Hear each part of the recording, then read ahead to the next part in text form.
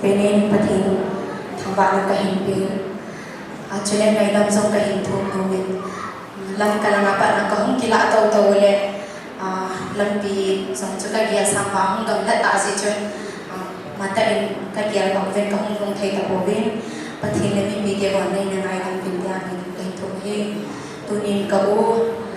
kha din ni to ke honin ka ngai ven ka I ven hi song le pathin thotep sa su bolin tu hi sin ka I te te nong povin ke pa ta in ka hin thang ven pathin nin lo pi na din khen ne hi alwe ho bung le ni pi ho bung ni pi te ho le mu le pa te la ma pathin te la ma ki ne din te la pathin ma ki din sa ne ka hin sama sa ni ko te mi song ka hin din sa no me